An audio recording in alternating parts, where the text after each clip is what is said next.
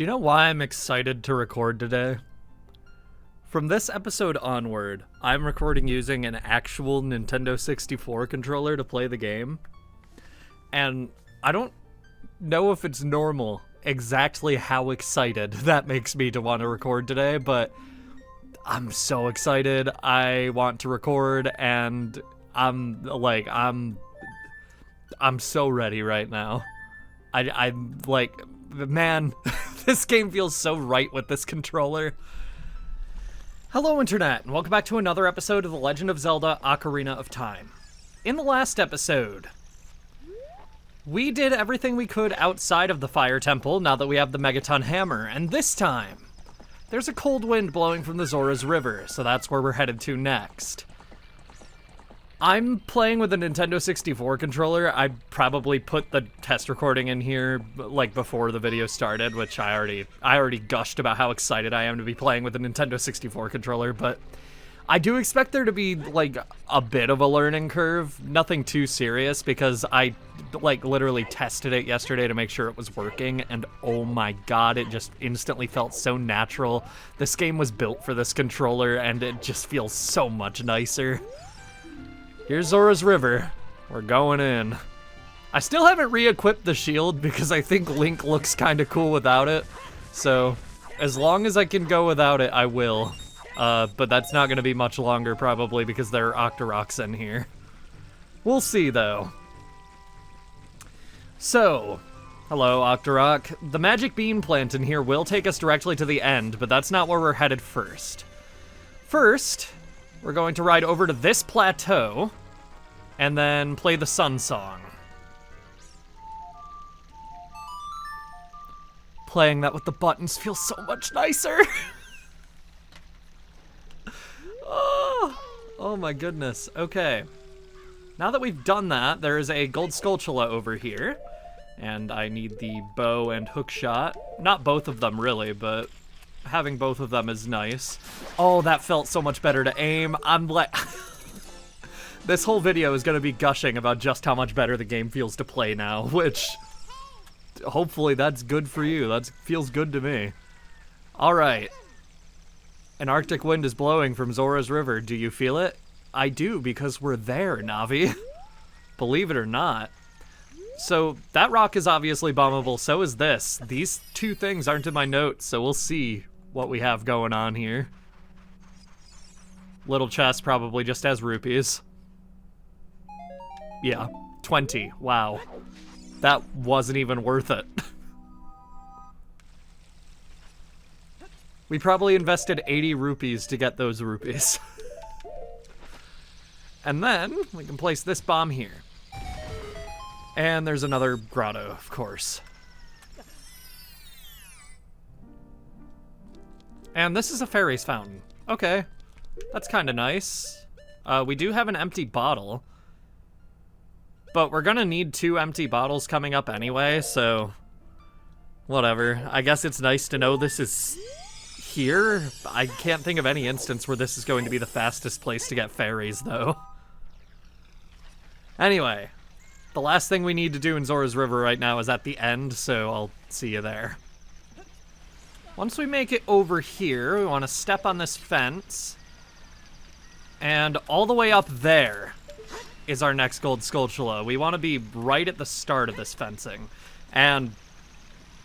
okay, great. To my credit, I still made it all the way back without taking any more damage from Octoroks, so... oh, I nailed it there. Okay, it's not hard, the camera needs to cooperate, and it's not. There we go. From here, we should be able to reach it. Yes, okay, barely. It's out of range, so we can't target it, but we can still reach it. That's good. You aren't technically supposed to get this one yet. There's something that will let us reach farther that we're going to be getting pretty soon, but it's technically possible to get it now, so it felt necessary to get it now, you know? Here we are.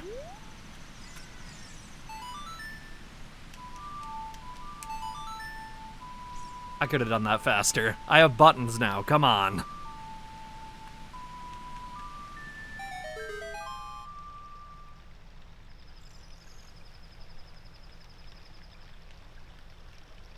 Let's see how the Zoras have fared. Hopefully better than the Gorons. Well, I guess not. It just gets worse with every place we visit, huh? The Gorons were effectively in like a prison camp, and the Zoras are dead. That's arguable, of course, but Zora's domain is completely frozen and all of the Zora are gone. Any who got trapped in the ice are most likely dead. We'll never know because you can't see them when they're in the water. They go invisible. And there's nothing we can do to save them. Even if we were to equip Din's Fire, literally the firepower of the gods,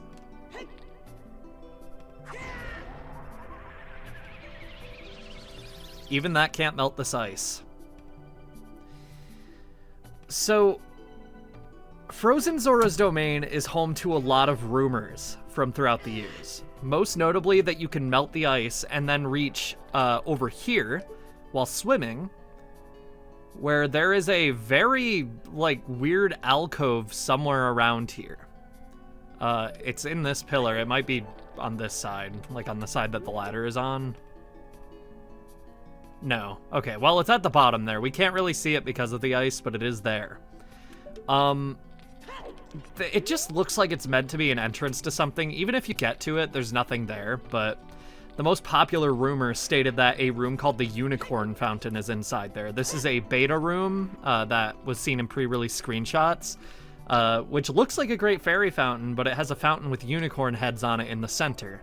There are also pre-release screenshots, including the Great Fairy beta design that take place in this room, but yeah, it's not in the final game. Hey! We'll talk more about Triforce % later for the record, so if you're gonna bring that up, just know, I know, and I plan to talk about it because it's one of the coolest things ever to me. But there's literally nothing we can do down here. We do have fun ice physics, though. Even the shop, closed off by red ice. Din's Fire can't melt that either. I didn't mean to cut that, and that feels disrespectful when everybody here is basically dead, so, I'll show this.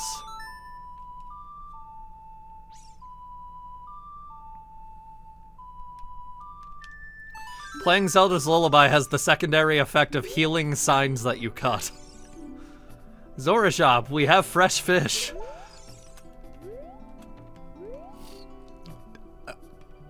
I'm not gonna say it, but there's a dark joke in there. The throne room is next. And would you look at that? Even King Zora, frozen in red ice, with his feet out. That's gotta hurt. I'm sorry, man. That's unfortunate. There is nothing we can do to free him right now. He's effectively dead too. Despite there being literally no way to tell the time of day in this cave, it still needs to be nighttime in order to do this. Over here, you can hear it. There it is. There's a gold Skulltula right up at the top of this waterfall, where the diving game used to be. I would not recommend diving now, though. That probably isn't a good idea. This would be good ice for ice fishing, though, considering nothing can break through it. Literally nobody is here to deny us permission, so let's just head out to Zora's Fountain. I don't think they would deny us permission anyway, but hey, if we're unsupervised, we might as well act like it. This is the altar of Lord Jabu Jabu, and he isn't here anymore. Though, if you walk into the right part of the ice out here using glitches in the Nintendo 64 version, you can still enter Jabu Jabu's belly, and funnily enough, this is possible in the 3DS version, and even more easily. Ari told me that she did it on accident as a kid, so yeah. Technically, in both versions of the game, you can enter Jabu Jabu's belly as an adult. It's just not intentional, and it requires a ton of effort. From Lord Jabu Jabu's platform, we're just gonna start going along the ice here. There are still ice physics, so be careful, because the icebergs also have iceberg physics. We can mostly ignore the the dongos? Those are Octoroks here. Uh-oh. God, I'm not putting one on the Animal Crossing counter because that just got confusing in the Valentine's Day Animal Crossing video. You can't really get up on these icebergs. Even the ones that do have grabbable ledges are just going to push you off into the water for the most part. So, yeah. It's not fun when you mess up that jump with the spinning platforms. Be careful there. Okay, let's do it for real this time. There. Here. I didn't like that noise. I don't know what that was. We need to time it right to jump on here and not fall off with the ice physics. And then we can jump to that one. How did I fall off that, man? Yeah, this does have a grabbable ledge, but we cannot get on it, so don't even bother trying. In my opinion, the worst part of this is that you need to do the swim of shame to get back every single time. Like, if you mess up, it's brutal. The game will judge you for it. There we go. You can stop the ice physics by, like, just holding back on the control stick mid-air while you're on your, jump over there. Here's our 28th heart piece, which brings us up to 15 filled heart containers. That feels good. I like having 15. We only need 5 more.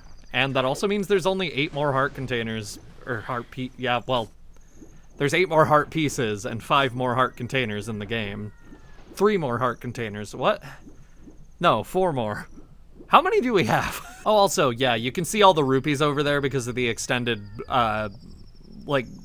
render distance in this version of the game, but, we can't get deep enough to get any of those even with the golden scale. Don't bother trying. Link is getting enough hypothermia as is doing the swim of shame again. I just have to say, they did a really good job of getting across how cold this place is. Like, even without the icebergs, just the amount of fog with the snow, that is exactly what it looks like on a, day where everything is completely frozen where I live. And, yeah. Apparently I'm just getting hit by Octoroks now for free. That's fun. We need to take these platforms now to get to where we're going. Be careful because they're spinning. It'll make it a little tricky. Get a running start, and there we go. We are at a cave entrance. Next time on The Legend of Zelda Ocarina of Time, we're going to be heading in and seeing if there's anything we can do in there to help the people. Of Zora's domain, specifically. But also just of the world in general, I guess. That should always be your goal. See you guys then.